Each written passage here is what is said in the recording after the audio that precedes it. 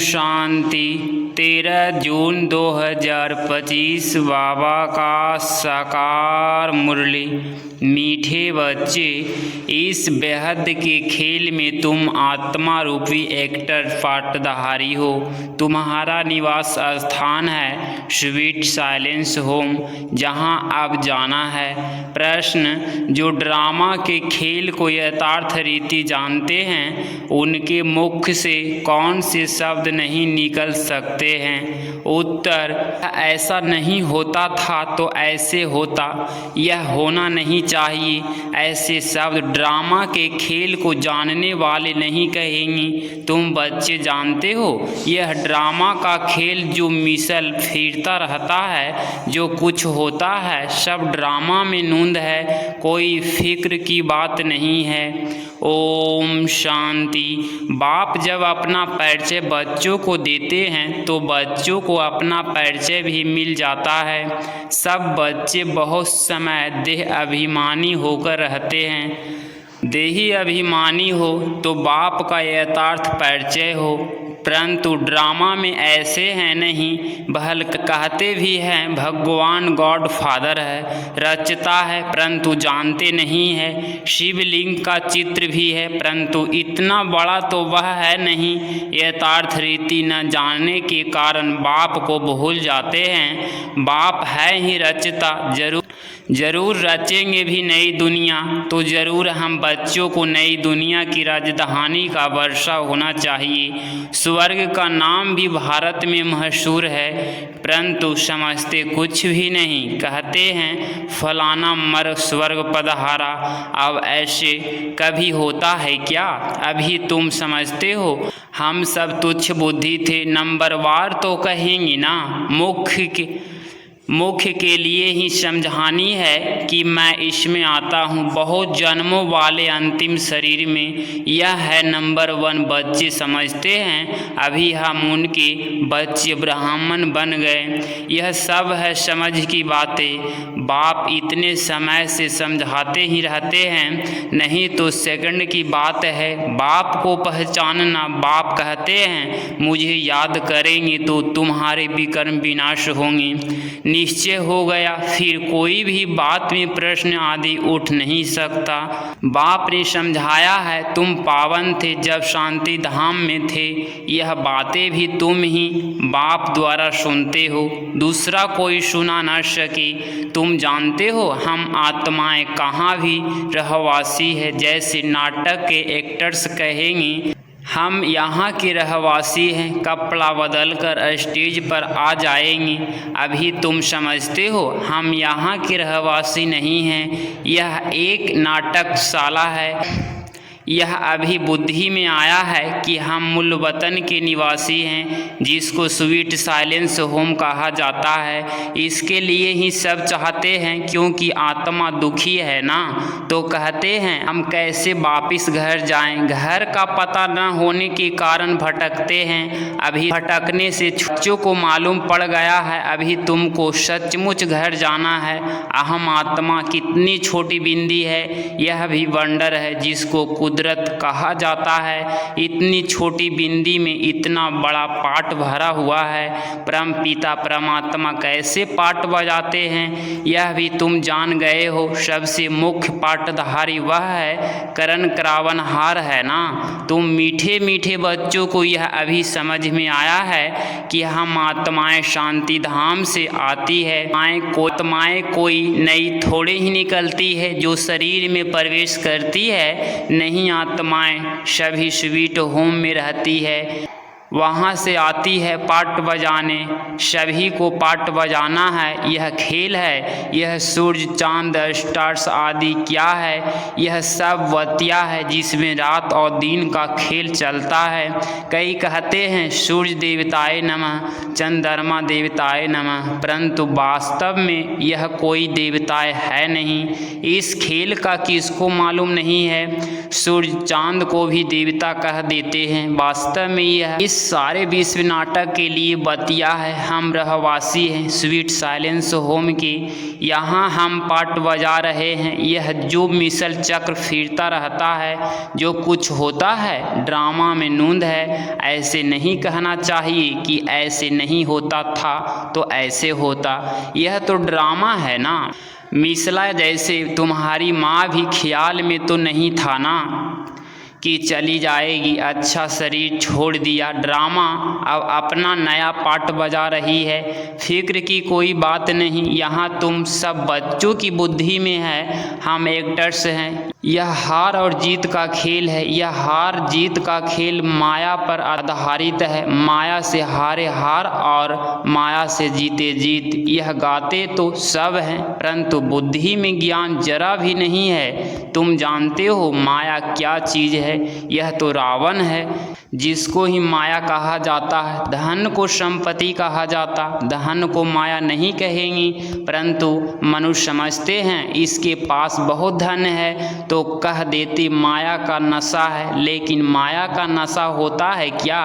माया को तो हम जीतने की कोशिश करते हैं, तो इसमें कोई भी बात में संयंश नहीं उठाना चाहिए। कच्ची अवस्था होने के कारण ही संयंश उठता है। अभी भगवानुवाच्य है, इसके प्रति आत्माओं के प्रति भगवान तो जरूर शिव ही चाहिए जो आत्माओं प्रति कहे। श्री कृष्ण तो देहधारी है, वह आत्माओं प्रति कैसे कहेंगे? तुमको कोई देहधारी ज्ञान नहीं सुनाते हैं।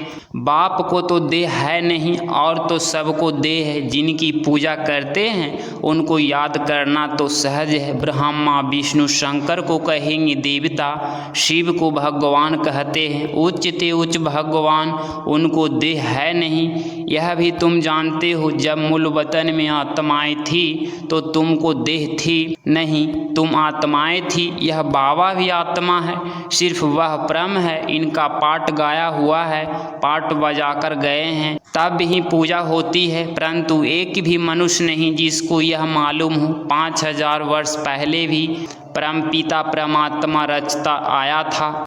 वह है ही हेविनली गॉडफादर। हर 5000 वर्ष बाद कल्प के संगम पर वह आते हैं, परंतु कल्प की आयु लंबी चौड़ी कर देने से सब भूल गए हैं। तुम बच्चों को बाप बैठ समझाते हैं, तुम खुद कहते हो बाबा हम आपसे कल्प कल्प मिलते हैं और आपसे वर्षा लेते हैं, फिर कैसे गवाते हैं? यह बुद्धि में है। ज्ञान तो अनेक प्रकार के हैं, परंतु ज्ञान का सागर भगवान को ही कहा जाता है। यह भी सब समझते हैं विनाश होगा जरूर, आगे भी विनाश हुआ था, कैसे हुआ था यह किसको भी पता नहीं है। शास्त्रों में तो विनाश के बारे में क्या क्या लिख दिया है।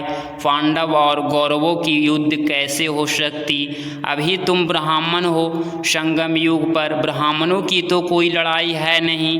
बाप कहते हैं तुम हमारे बच्चे हो, नॉन वायलेंस डबल अहिंसक। अभी तुम निर्विकारी बन रहे हो, तुम ही बाप से कल्प कल्प वर्षा लेते हो, इसमें कुछ भी तकलीफ की बात नहीं। नॉलेज बड़ी सहज है। 84 जन्मों का चक्र तुम्हारी बुद्धि में है। अभी नाटक पूरा होता है, बाकी थोड़ा टाइम है। तुम जानते हो अभी ऐसा समय आने वाला है जो साहूकारों को भी अनाज नहीं मिलेगा, पानी नहीं मिलेगा। इसको कहा जाता है दुख के पहाड़। खूने नाहे खेल है ना, इतने सब खत्म हो जाएंगे। कोई भूल करते हैं तो उनको दंड मिलता है। इन्होंने क्या भूल की है? सिर्फ एक ही भूल की है, जो बाप को भूले हैं। तुम तो बाप से रजाई ले रहे हो, बाकी मनुष्य तो समझते हैं मरे ही मरे। महाभारत लड़ाई थोड़े भी शुरू हुई तो मर जाएंगे। तुम तो जीते हो ना, तुम ट्रांसफ़र होकर अमरलोक में जाते हो इस पढ़ाई की ताकत से। पढ़ाई को सोर्स ऑफ इनकम कहा जाता है। शास्त्रों की भी पढ़ाई है, उससे भी इनकम होती है, परंतु वह पढ़ाई है भक्ति की। अब बाप कहते हैं मैं तुमको इन लक्ष्मी नारायण जैसा बनाता हूँ, तुम अभी स्वच्छ बुद्धि बनते हो। तुम जानते हो हम उच्च ते उच्च बनते हैं, फिर पुण्य जन्म लेते लेते नीचे उतरते हैं। नए से पुराना होता है। सीढ़ी जरूर उतरनी पड़े ना, सृष्टि की भी उतरती कला है। इन देवताओं का राज्य था, स्वर्ग था, अभी नरक है। अभी तुम फिर से पुरुषार्थ कर रहे हो स्वर्गवासी बनने के लिए। बाबा बाबा कहते रहते हो, ओ गॉड फादर कह पुकारते हैं, परंतु यह थोड़े ही समझते हैं कि वह आत्माओं का बाप उच्च ते उच्च है। हम उनके बच्चे, फिर दुखी क्यों? अभी तुम समझते हो दुखी भी होना ही है। सुख और दुख का खेल है ना, जीत में सुख है, हार में दुख है। बाप ने राज्य दिया, रावण ने छीन लिया। अभी तुम बच्चों की बुद्धि में है, बाप से हमको स्वर्ग का वर्षा मिलता रहता है, बाप आया हुआ है। अभी सिर्फ बाप को याद करना है तो पाप कट जाए। जन्म जन्मांतर का सिर पर बोझा है ना, यह भी तुम जानते हो। तुम कोई बहुत दुखी नहीं होते हो, कुछ सुख भी है। आटे में नमक, जिसको काग बिष्टा समान सुख कहा जाता है। तुम जानते हो सर्व का सतगति दाता एक ही बाप है। जगत का गुरु भी एक ठहरा, वानप्रस्थ में गुरु किया जाता है। अभी तो छोटे को भी गुरु करा देते हैं कि अगर मर जाए तो सतगति को पाएंगे। बाप कहते हैं वास्तव में जिसको भी गुरु नहीं कह सकते, गुरु वह जो सतगति दे। सतगति दाता तो एक ही है, बाकी क्राइस्ट बुद्ध आदि कोई भी गुरु नहीं। वो आते हैं तो सबको सतगति मिलती है क्या? क्राइस्ट आया, उनके पीछे सब आने लगे जो भी उस धर्म के थे। फिर उनको गुरु कैसे कहेंगे जबकि ले आने के लिए निर्मित बने हैं। पतित पावन एक ही बाप को कहते हैं, वह सबको वापिस ले जाने वाला है। स्थापना भी करते हैं, सिर्फ सबको ले जाए तो प्रलय हो जाए। प्रलय तो होती नहीं। सर्वशास्त्र में शिरोमणि श्रीमद् भगवत गीता गाई हुई है, गायन है, यदा यदा ही भारत में ही बाप आते हैं। स्वर्ग की बादशाही देने वाला बाप है, उनको भी सर्वव्यापी कह देते हैं। अभी तुम बच्चों की खुशी है कि नई दुनिया में सारे विश्व पर एक हमारा ही राज्य होगा, उस राज्य को कोई छीन नहीं सकता। यहाँ तो टूटते टूटते पर आपस में कितना लड़ते रहते हैं। तुमको तो मज़ा है, खानियाँ मारनी है। कल्प कल्प बाबा से हम वर्षा लेते हैं तो कितनी खुशी होनी चाहिए। बाप कहते हैं मुझे याद करो, फिर भी भूल जाते हो। कहते हैं बाबा योग टूट जाता है। बाबा ने कहा है योग अक्षर निकाल दो, वह तो शास्त्रों का अक्षर है। बाप कहते हैं मुझे याद करो, योग भक्ति मार्ग का अक्षर है। बाप से बादशाही मिलती है स्वर्ग की, उनको तुम याद नहीं करेंगे तो विकर्म विनाश कैसे होंगे, रजाई कैसे मिलेगी। याद नहीं करेंगे तो पद भी कम हो पड़ेगा, सजा भी खाएंगे। यह भी कल्प नहीं है, इतने बेसमझ बन पड़े हैं। कल्प कल्प तुमको कहता हूँ, मामी कम याद करो, जीते जी इस दुनिया से मर जाओ। बाप की याद से तुम्हारे विकर्म विनाश होंगे और तुम विजय माला के दाना बन जाएंगे। जितना सहज है उच्च ते उच्च शिव बाबा को और ब्रह्मा दोनों हाईएक्ट है, तो प्रलौकिक और यह अलौकिक बिल्कुल साधारण टीचर है। वह टीचर्स फिर भी सजा देते हैं, यह तो पुचकार देते रहते हैं। कहते हैं मीठे बच्चे बाप को याद करो, सतो प्रधान बनना है। पतित पावन एक ही बाप है, गुरु भी वही ठहरा और कोई गुरु हो नहीं सके। कहते हैं बुद्ध पार निर्वाण गया, यह सब गोपौड़ा है, एक भी वापिस जा न सके। सबका ड्रामा में पार्ट है। विशाल बुद्धि और खुशी रहनी चाहिए। ऊपर से लेकर सारा ज्ञान बुद्धि में है। ब्राह्मण ही ज्ञान उठाते हैं, न शूद्रों में न देवताओं में। यह ज्ञान है, अब समझने वाला समझे, जो न समझे उनको मौत है। पद भी कम हो जाएगा, स्कूल में भी नहीं पढ़ते हैं तो पद कम हो जाता है। अल्फ बाबा बेबादशाही, हम फिर से अपनी राजधानी में जा रहे हैं। यह पुरानी दुनिया खत्म हो जाएगी। अच्छा मीठे मीठे से खिलते बच्चों प्रति माता पिता बाप दादा का याद प्यार और गुड मॉर्निंग। रूहानी बाप की रूहानी बच्चों को नमस्ते नमस्ते। धारणा के लिए मुख्य सार पॉइंट नंबर फर्स्ट, बाप हमें ऐसे नए विश्व की रजाई देते हैं जिसे कोई भी छीन नहीं सकता। इस खुशी में खानियाँ मारनी है।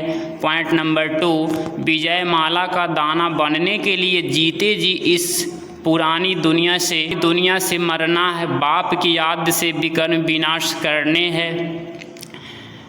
13 जून 2025 का वरदान, अपनी पावरफुल स्टेज द्वारा सर्व की शुभकामनाओं को पूर्ण करने वाला महादानी भव। स्पष्टीकरण, पीछे आने वाली आत्माएं थोड़े में भी राजी होगी क्योंकि उनका पाठ ही कना दाना लेने का है। तो ऐसी आत्माओं को उनकी भावना का फल प्राप्त हो, कोई भी वंचित न रहे, इसके लिए अभी से अपने में शक्तियाँ जमा करो। जब आप अपनी संपूर्ण पावरफुल महादानी स्टेज पर स्थित होंगे तो किसी भी आत्मा को अपने सहयोग से महादान देने के कर्तव्य के आधार से शुभ भावना का स्विच ऑन करते ही नज़र से निहाल कर देंगे। स्लोगन, सदा ईश्वरीय मर्यादाओं पर चलते रहो, तुम मर्यादा पुरुषोत्तम बन जाएंगे। अव्यक्त इशारे, आत्मिक स्थिति में रहने का अभ्यास करो, अंतमुखी बनो। जब सेवा की स्टेज पर जाते हो तो यह अनुभव होना चाहिए कि यह आत्माएं बहुत समय के अंतमुखता की रूहानियत की गुफा से निकलकर सेवा के लिए आई है। तपस्वी रूप दिखाई दे, बेहद के वैराग्य की रेखाएं सूरत से दिखाई दे। जितना ही अति रूहाल उतना ही अति रहम। ऐसे सर्विस का अभी समय है। अगर इस चैनल पे आप डेली मुरली क्लास सुन रहे हैं तो चैनल को प्लीज़ सब्सक्राइब करें और प्यारा सा लाइक ज़रूर करें। मिलते हैं अगली मुरली क्लास में। ओम शांति।